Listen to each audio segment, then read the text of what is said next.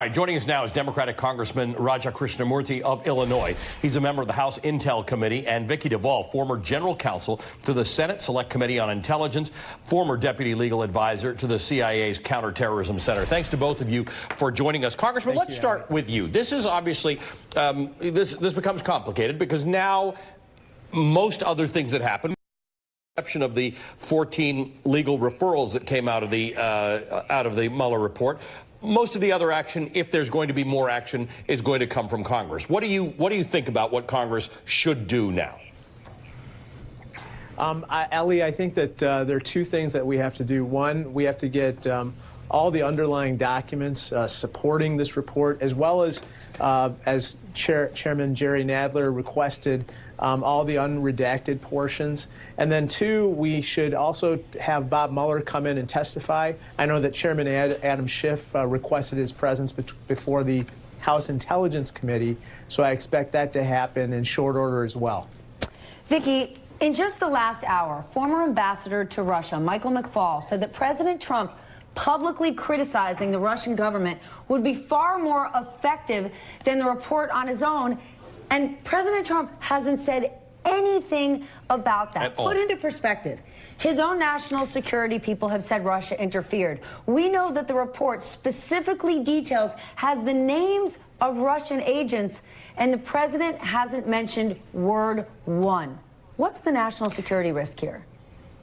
Well, the national security risk is profound, as you can imagine. It doesn't take an expert to see that. Any of the American people who want to read the report will see that. There's 100 pages of interactions between the Trump entourage and Russian intelligence officers. You know, there's a good rule of thumb. If a lot of Russians are being nice to you, they're probably intelligence officers. And they knew or should have known what they were doing. The fact, as you point out, that the president has not stepped up and even acknowledged the Russian attack on our electoral system, the damage that was done. He doesn't want to do that because the damage that was done was his election. And it's clear that it was a mutual beneficial society between the Russians and the campaign. They were both gaining from these interactions.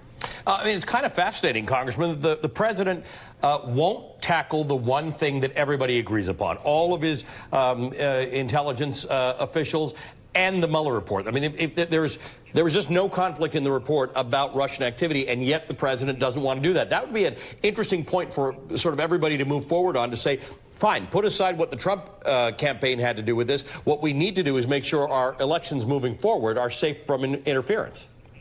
That's absolutely right. On page 1 of the Mueller report, volume 1, Mr. Mueller makes it clear that the Russians interfered in a quote-unquote sweeping and systematic fashion.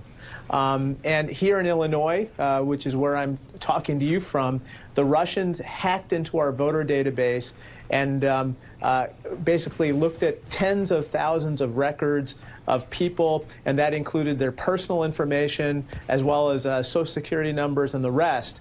We have to, as a country, come together, Democrats, Republicans, and independents, and basically make sure that they don't do that again in 2020, which is what I think that they intend to do. And this is happening in red states, blue states, every state. Where and how? What is your plan to do that? On that first page that you referenced, straight out of the gate, Robert Mueller says social media is how they did it.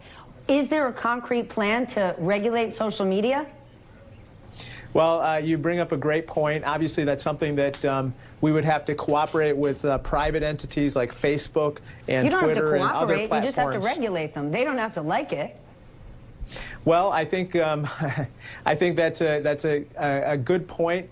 I think that on the other hand, we also need some of their cooperation with regard to what are the threats that they are seeing on their end right now that we may not have visibility into. So in regulating them or coming up with the right rules, we also need to understand what are the threats that they're seeing from their side too.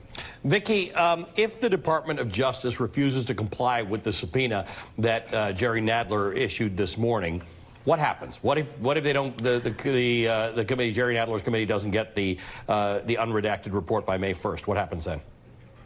Well, there are a lot of steps they can take. I think the chances of them getting what they want cooperatively with the Trump administration are minuscule. Normally, historically, there has been a lot of comedy back and forth between the executive branch and the legislative branch over disagreements over how much information they are able to obtain.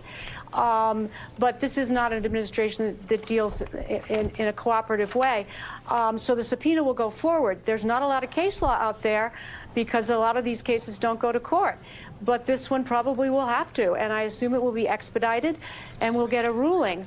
I think that's probably the way. In the meantime, they can call up witnesses, they can have public hearings, they can do all sorts of other oversight activities, they can get more access through the intelligence committees, because by law, the intelligence committees have to get access to these materials.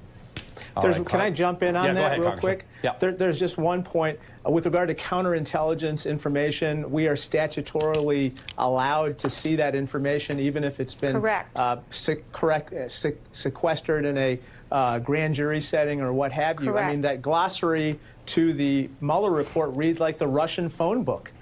There's extensive ties, and we need to know, even if those ties don't rise to a criminal nature, whether that information could be used as compromat by the Russians, compromising information that they could leverage to endanger our national security. Trump administration officials. Congressman, thanks for joining us.